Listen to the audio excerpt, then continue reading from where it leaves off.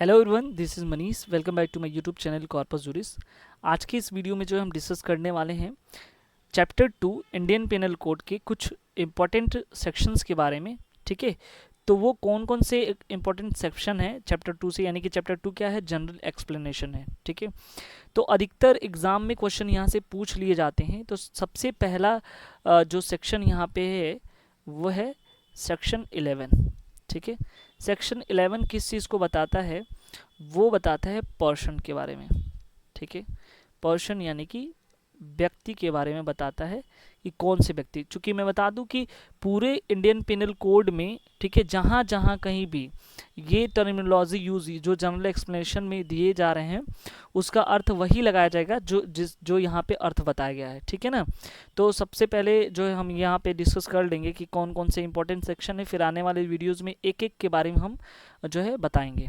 तो पहला important section है एग्जाम के पॉइंट ऑफ व्यू से, वो है सेक्शन 11, जो किसको डिफाइन करता है? पोर्शन के बारे में डिफाइन करता है। ठीक है ना, दूसरा क्या है? दूसरा अगर आता है दूसरे नंबर पे इंपॉर्टेंट, तो सेक्शन 19 आता है, जो बताता है जज के बारे में।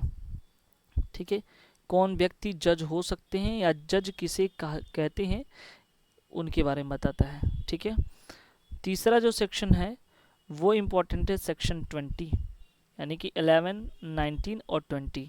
ये किसको बताता है? ये बताएगा कोर्ट ऑफ जस्टिस के बारे में। कोर्ट ऑफ जस्टिस, ठीक है, जिसे कहते हैं हम न्यायालय, हिंदी में न्यायालय लिखा है। ठीक है, अब चौथा पॉइंट यहाँ पे क्या इंपॉर्टेंट है, वो है सेक्शन 21। सेक्शन 21 जो है पब्लिक सर्वेंट को डिफाइन करता है।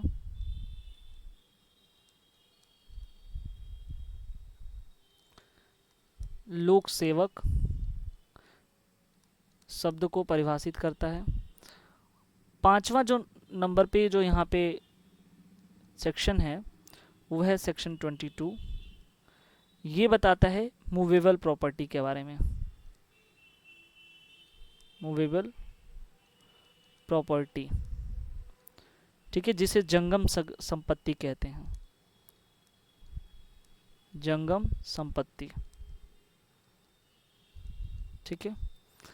और छठा नंबर पे जो आएगा वो आएगा सेक्शन 23, जिसमें क्या होगा?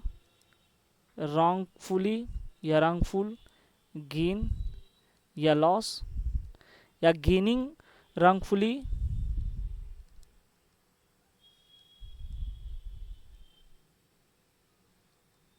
या लॉसिंग रॉन्गफुली। ठीक है, तो यहाँ पे इसको कहते हैं सदोष अभिलाभ, सदोष हानि या सदोष लाभ।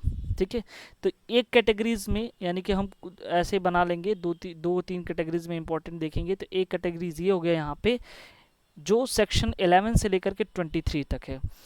एक बार रिकॉल करा तो हूँ कि सेक्शन 11 क्या है? पर्सन को डिफाइन करता है। सेक्शन 19 किसको डिफाइन करता है? जज को डिफाइन करता है। सेक्शन 20 क्या है? सेक्शन कोर्ट ऑफ जस्टिस बताता है। और सेक्शन 21 पब्लिक सर्वेंट को बताता है। सेक्शन 22 मूवेबल प्रॉपर्टी, जंगम संपत्ति। और सेक्शन 23 जो है रॉन्गफुली गेन या लॉस, गेनिंग रॉन्गफुली या लॉसिंग रॉन्गफुली के बारे में बताता है। ठीक है, अब हम आगे के कुछ इंपॉर्टेंट सेक्शंस के बारे में देखते हैं। वो क्या है? सेक्शन 24। सेक्शन 24 किसे बताता है? ये जो है डिसऑनेस्टली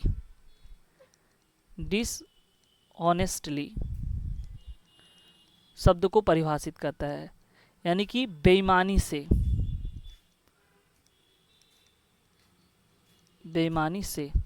ये जितने भी फ्रेंड्स मैं सेक्शन डिस्कस कर रहा हूँ, ये सारे के सारे जो सेक्शन है, जो अब तक जनरल एक्सप्लेनेशन से पूछे गए सेक्शन है, वो मैं डिस्कस कर रहा हूँ। जो आगे आने वाले कोई भी स्टेट के जुडिशियल सर्विस एग्जामिनेशन हो या कोई भी एपीओ का या लॉ से रिलेटेड एग्जाम हो, वहाँ से जो है क्वेश्चन पूछे जाते हैं। ठीक है ना, तो आप इसको ज़रूर से ज़रूर देख के जाइए। उसके बाद सेक्शन आता है कौन सा इंपॉर्टेंट? 25। ठीक है, सेक्शन 25 किसे बताता है? फ्रॉडुलेंटली के बारे में। ठीक है, फ्रॉडुलेंटली, ये क्या है? कपट पूर्वक। उसके बाद अगला जो सेक्शन आता है वो 28 है, वो क्या है, काउंटरफीट।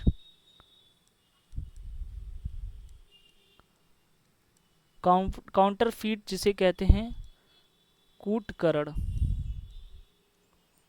अगला जो सेक्शन है वो सेक्शन 29 है, वो जो है डॉक्यूमेंट सबको परिभाषित करता है। डॉक्यूमेंट्स यानी कि दस्तावेज, दस्तावेज के बारे में बताता है। अगला जो सेक्शन आता है सेक्शन 29A, वो बताएगा इलेक्ट्रॉनिक रिकॉर्ड के बारे में। इलेक्ट्रॉनिक रिकॉर्ड जिसे कहते हैं इलेक्ट्रॉनिक दस्तावेज।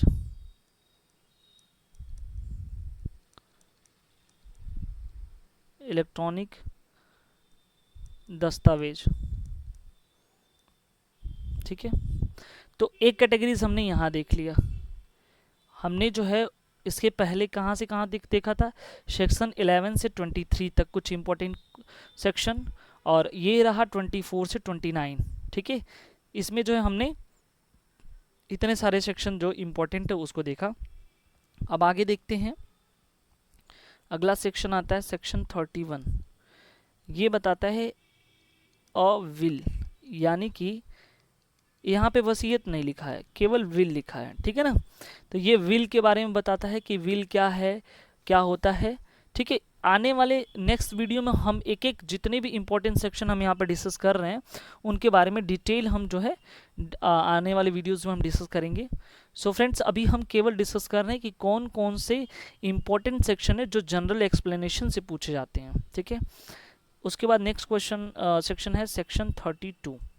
सेक्शन 32 क्या बताता है कि कार्यों का निर्देश करने वाले शब्दों के अंतर्गत अवैध या लोप, ठीक है। यहाँ पे हम लिख देता हूँ कि अगर कोई वर्ड्स हैं, ठीक है, जो रेफरिंग हैं किसको, टू एक्ट्स, कोई कार्य के लिए, या ये जो है इलीगल ओमिशन के लिए, ठीक है। तो अगर कोई कार्य या इलीगल ओमिशन के लिए रेफर किया गया है तो उससे होने वाले जितने भी कार्य या अवैध लोप होता है वो सारे के सारे जो है सेक्शन 32 में बताए गए हैं, ठीक है। अब हम आगे की सेक्शन देखते हैं, यानी कि ये काफ़ी इंपॉर्टेंट है, कई बार एग्जाम में पूछा गया है, वो है सेक्शन 33, ठीक है। 33 क्या बताता है, ये डिफाइन करता है कि कोई कार्य एक्ट है या ओमिशन हुआ है, ठीक है। काम के साथ साथ अगर जो है उसका लोप भी आप कर देते हैं तो भी वहाँ पे ये क्या माना जाएगा, अपराध की श्रेणी में कई बार आ जाता है। तो कार्य और लोप को सेक्शन 33 में बताया गया है। सेक्शन 34 बताता है हमको act done by several person in the furtherance of common intention, ठीक है। यानी कि एक कोई कार्य है जो किया गया है, ठीक है, कई व्यक्तियों द्वारा, सेवरल पर्सन द्वारा, ठीक है, और वो सभी के सभी जो है जो काम किए हैं वो कॉमन इंटेंशन को लेकर किए हैं, ठीक है। तो वो चीज़ कहाँ बताया, सेक्शन 34। उसके बाद जो है सेक्शन 39 इम्पॉर्टेंट है। सेक्शन 39 में जो डिफाइन किया गया वो है वॉलंटरली, स्वेच्छया। स्वेच्छया शब्द को यानी कि वॉलंटरली शब्द को जो है सेक्शन 39 में बताया गया है। उसके बाद आता है सेक्शन 40 जिसमें ऑफेंस यानी कि अपराध के बारे में बताया गया है, ठीक है, अपराध शब्द को परिभाषित किया गया है। उसके बाद अगला सेक्शन आता है सेक्शन 50। ये इंटरव्यू के पर्पज से लिए काफ़ी इंपॉर्टेंट सेक्शन है क्योंकि कई बार ये पूछा गया कि सेक्शन को किस सेक्शन में परिभाषित किया गया है। तो याद रखिएगा जो सेक्शन है उसे जो है सेक्शन यानी कि धारा को सेक्शन 50 में ही परिभाषित किया गया है। अगला सेक्शन आता है सेक्शन 52 जो इम्पोर्टेंट है, उसे कहेंगे गुड फेथ, यानी कि गुड फेथ को जो है सेक्शन 52 में जिसे सद्भावपूर्वक कहेंगे, वो 52 में बताया गया है। और नेक्स्ट है सेक्शन 52A, जिसे हार्बर कहेंगे सश्रय। ये कई बार एग्जाम में पूछा गया है, ये भी परिभाषित किया गया है। और आखिरी जो सेक्शन है हमारा वो है 73, उसे जो है जिसे कहते हैं सॉलिटरी कॉन्फाइनमेंट,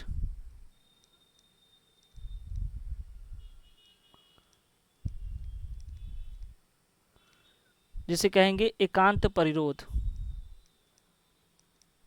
एकांत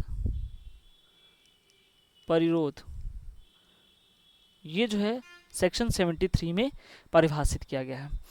तो हमने जो है यहाँ तक जो है कुछ इम्पोर्टेंट सेक्शन के बारे में देखा, अब तक के एग्ज़ाम में पूछे गए सेक्शन है, और ये जो है आने वाले एग्ज़ाम के लिए काफ़ी इम्पोर्टेंट है, जो जनरल एक्सप्लेनेशन से सेक्शन पूछा गया है। ठीक है, तो आई होप ये पॉइंट्स आपको अच्छा लगा होगा। यदि आप हमारे चैनल में न्यू व्यूअर्स हो तो प्लीज़ सब्सक्राइब ज़रूर करें, लाइक कमेंट करना ना भूलें। Thank you so much.